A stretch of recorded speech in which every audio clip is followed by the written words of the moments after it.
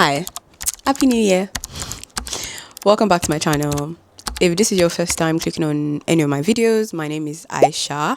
I talk about the books and essays that I read, as well as just random thoughts that pops into my head. And I also record vlogs of places that I travel to or things that I find interesting. It's a new year, and as is customary, I would be sharing some of my favorite books of the previous year. So in this case, my favorite books of 2025. So I have decided that I'm not really in the mood to rank them based on the one that's my least favorite up to my best book of 2025. And I'm just going to mention them in any format and maybe just talk about the book that I feel like had the most impact on me in 2025. So I am going to get into the video. Enough rambling because I have the flu. I have the flu and I'm just recovering. So I just want to get this video over and done with, to be honest. So in 2025, I finished 56 books, roughly. The last book that I was supposed to finish, which was supposed to make it my 57th book, I did not finish it. So unfortunately, before I move on, you can also watch my thoughts on the books that I read in 2025 in general if you check my Fighting the Brain Rot series playlist, where I basically talked about all of the books that I read in 2025, which is really cool. The first book on my list, in no particular order, is Dear Edward by Napolitano. I read this book back in January and I gave it 4.75 stars. This book had such an impact on me and it was my favorite read for January. This book basically follows a young boy called Edward.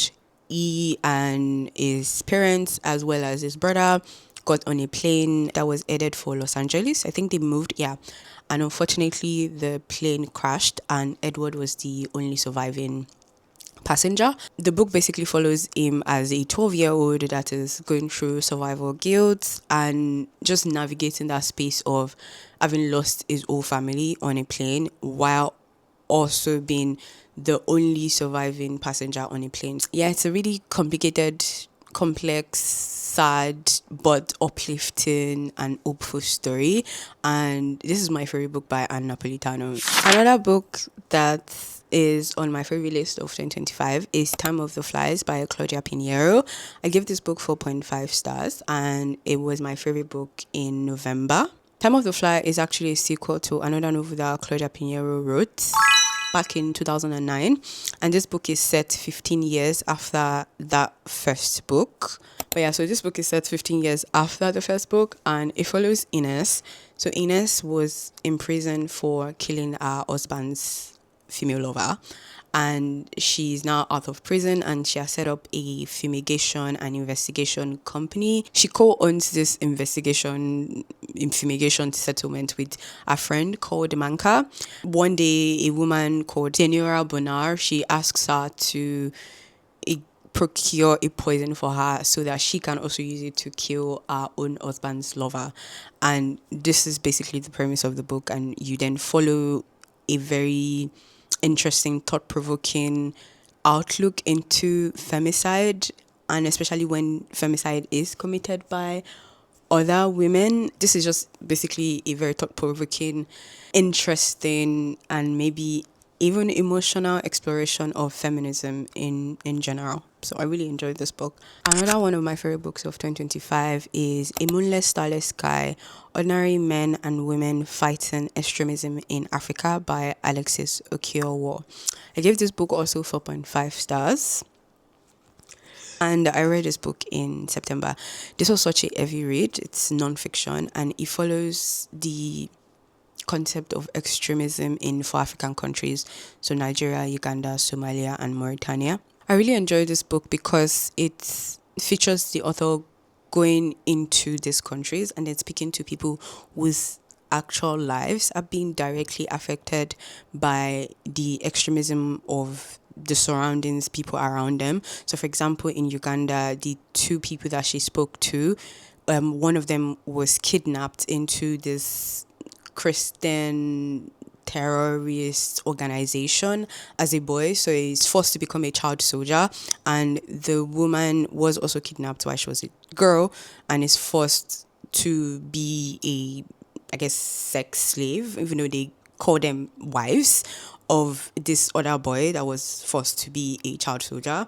And it's just them navigating their lives because they are both victims of this atrocity, but at the same time coming back into the society after committing crimes themselves. In Somalia, the author spoke to a girl that is continuing to play basketball even though she's receiving daily threats for her to stop playing basketball.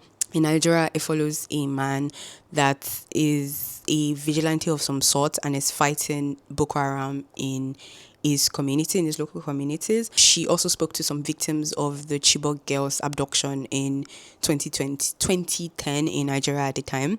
And in Mauritania, she basically follows this activist that is fighting for Black Mauritanians to not be enslaved in Mauritania.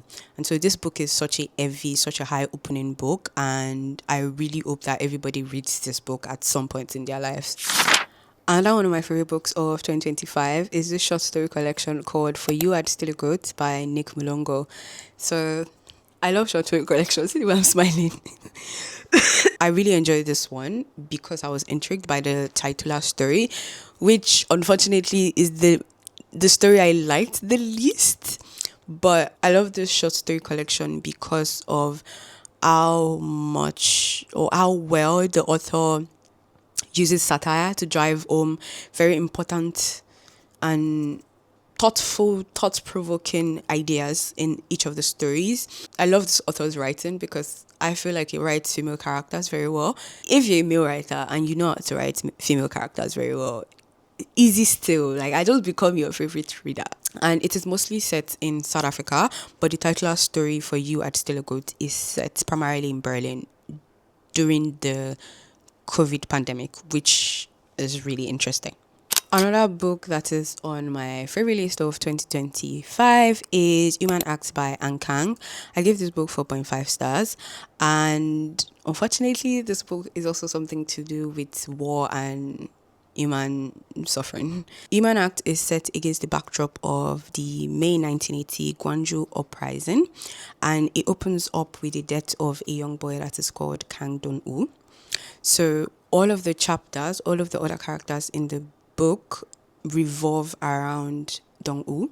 And an interesting thing about this book that I really enjoyed is that the author writes herself into the book. So we also have a character that features as the author, and it follows similarly to how the author came to the idea of writing this book. So she found out about a boy that was killed during this uprising in South Korea, and so she created the character Dong-woo, the dead boy.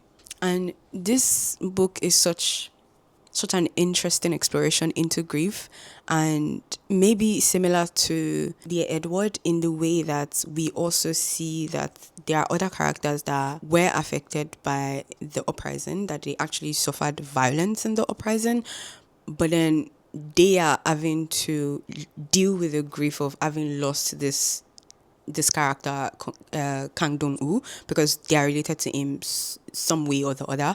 That's such a complex emotion to explore because you are dealing with the grief of having lost somebody, but you're also dealing with your own experiences, your own trauma of having gone through something.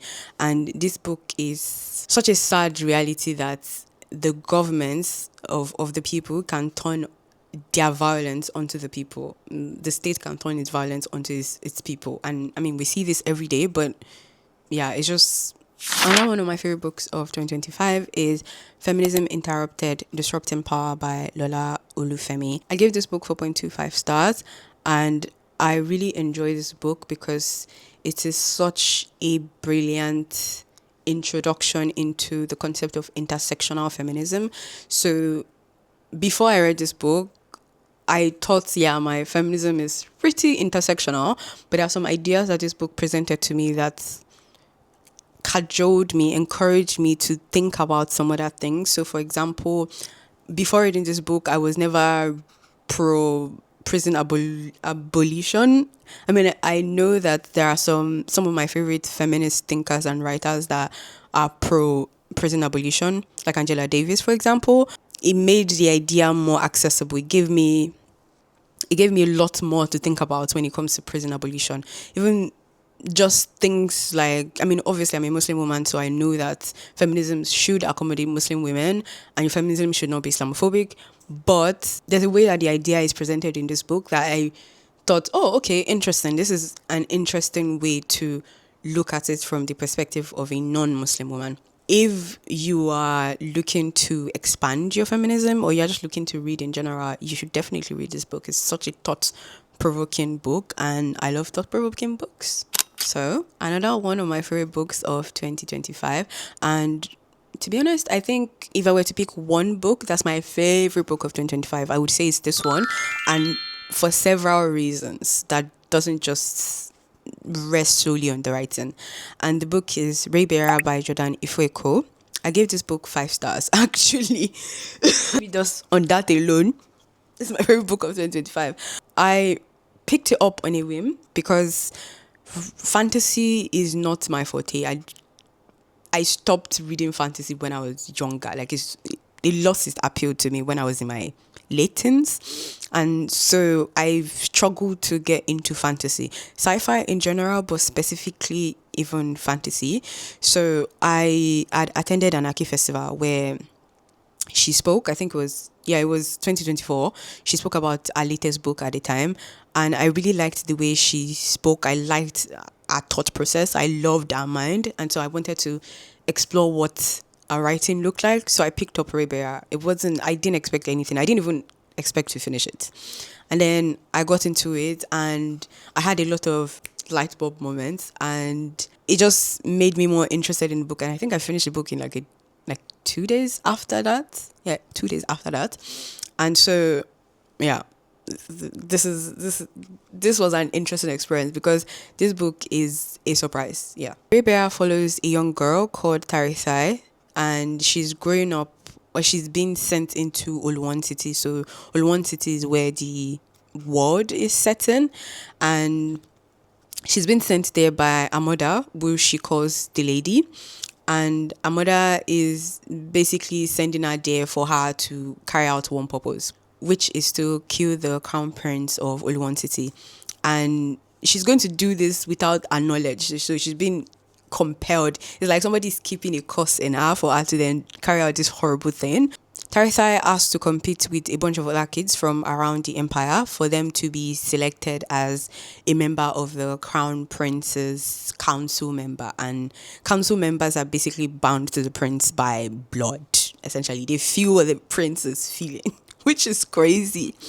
And so this book follows Tarisai coming of age, navigating the fact that she has grown up with an absent mother, but also wanting to please her mom, navigating the love that she's developing for this bunch of new kids, and navigating the system itself, adult whims, and it's just the reflection of our own world. So I really love how she reflected serious world issues that were currently in our own real world in this make-believe world, and she does it with such stealth and such grace. I really, really like that, and I guess that's why I enjoyed this book. Another one of my favorite books of 2025 is this book called Reflecting on the Names of Allah by Jinan Yousef. I also gave this book 5 stars. This book I read during Ramadan of 2025 in February, March. And I really liked this book because of the way that the author writes about the names of Allah. So I love interacting with the names of Allah, and I've read some books. I've read just one other book that examines the names of Allah, but I really like how she also connects it back to our own relationship with emotions. I think there was one thing she said at the beginning of this book the fact that I can remember it means that it left such a deep impact on me. And it's basically that if somebody asks you, why do you love your parents, your partner, you usually then list a bunch of experiences that you've had of them. You usually list a bunch of stuff like, oh, this is why I love this person. So if you don't know Allah through his names and attributes, you then can't really say that you love Allah. She reframes you learning about names and attributes of Allah as a way of loving Allah, like getting to know Allah, like you're getting to know somebody through talking stage, or you're sitting down with your friends and you're just getting to know them. And that is such a love central way of framing religion, or framing Islam specifically. And I really, really, really, really love that. So this is one of my favorite books of 2025. Another one of my favorite books of 2025 is Hafsatu Bebi by Fatima Bala. I think the second year she's entering my list of favorite books. I gave this book 4.5 stars and I read it in December actually. Technically a romance book, but it follows a girl called Hafsatu Gaya, and she's growing up in this seemingly perfect world. She's rich, her parents are rich, her parents love themselves, the family is close-knit. She's one of the biggest girls in Abuja, and then she finds out a secret which upends her life. And then we have another guy, another main character called Sadiq.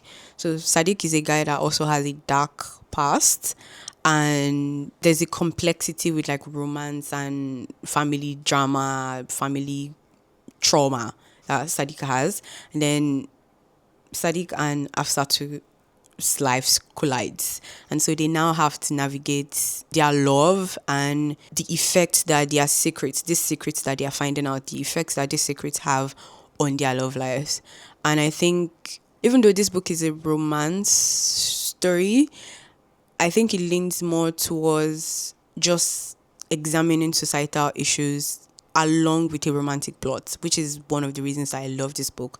There's a lot of societal examination in this book. There's a lot of commentary. For example, talking about this whole idea of mistreating orphans, marrying them off instead of taking care of them, which would be Islamically encouraged. This concept of blaming girls or women for the misfortune of their husbands or the bad behaviors of their husbands. This happens in every society. But yeah, this book, I really enjoyed it for the social commentary, also for the writing and the storytelling. So last but definitely not the least is Building a Second Brain, a proven method to organize your digital life and unlock your creative potential by Tiago Forte. And I gave this book 4 stars actually. I'm adding this book to my list because it's one of the books that deeply impacted the way that I do things. I could see the actual physical proof of the fact that I read this book in my life in 2025 and God willing, hopefully into the future. So this book is basically what the title says. It teaches you practical ways that you can build yourself a second brain and organize your digital life and your life in general, just information. It frees up brain space for you and allows you to have enough creative space and time to do other creative things, and it just frees up your energy levels too, by the way, which I found very impactful in my life as a girl that is perpetually tired. 100% would recommend for anybody to read this book and actually take tips from the book to build themselves a second brain or 2 second brains, who knows. Even though I have given you 10 of my favorite books of 2025, I want to mention some books that are honorable mentions, and these are purely for the kind of things that the books made me think about. So these are books that stayed with me, I guess. The first one is Silken Gazelles by Jokha Alharthi. I'd given this book 4 stars, and this book is set in Oman. It follows 2 characters that raised their sisters, Gazala and Asia. I love how this book made me think about the fact that you can't replace some loves in your life with romantic loves. You can't replace the void that a sisterly love lives in your life with the love that you get from romance, especially heterosexual romantic relationship as a woman.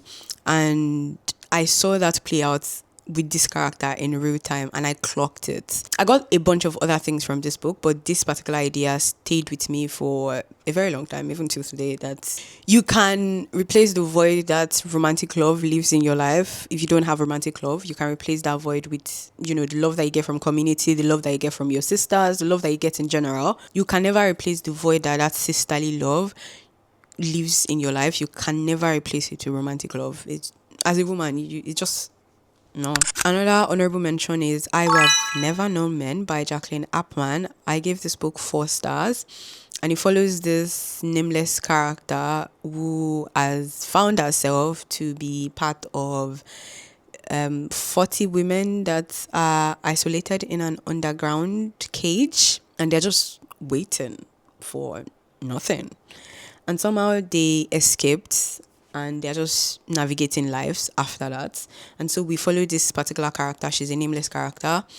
And one of the things that stayed with me in this book, which I really love and I appreciated, is the power of thinking. This nameless character, I feel like what kept her going to the very end of this book is the power she discovered from having a thought, from holding a thought, from tinkering with a thought, from that tinkering that you do when you get a thought. I feel like that was the power that kept her going. That was what gave her motivation to push through that life that seemed endless and purposeless. And that really stayed with me. And I'm very grateful that I read this book purely just for that, to be honest. Lastly is Seasons of Migration to the North by Tayeb Salih. This book I also gave 4 stars, and what do I even say? I just really enjoyed this book. I enjoyed the thoughts. I enjoyed how thoughtful, how thought-provoking it is. I enjoyed the way my mind was working while I was reading this book. And I also really loved the fact that I realized that of many African classic authors that I've written, this is one of the authors that also knows how to write female characters. You have to read this book. Thank you so much for watching this video up until this point. I hope you've had a wonderful holiday so far of the new year, and I hope you're looking forward to what 2026 is going to unfold for us. I don't really have any crazy plans for this channel, but I've been enjoying posting every weekend for the past couple of weeks, even though it's quite difficult. I can't even lie. I really want to go back to posting just once every 2 weeks, but for the next couple of weeks, I'm going to keep this pattern of posting weekly and see how it fits into my schedule and my life in general in 2026. And I will update you accordingly if I need to change my posting pattern. Please let me know if you read any of these books in 2025, or if you've read them before, or you have some thoughts on them, or they are not your favorite books at all, and why. And yeah, also if you want my in-depth thoughts on any one of these books or the books that I read in 2025 in general, don't forget to check out the playlist of all of the reviews that I did in 2025, and you might also find some very interesting essays that I read. So yeah, check that out. But yes, I am going to see you in my next video.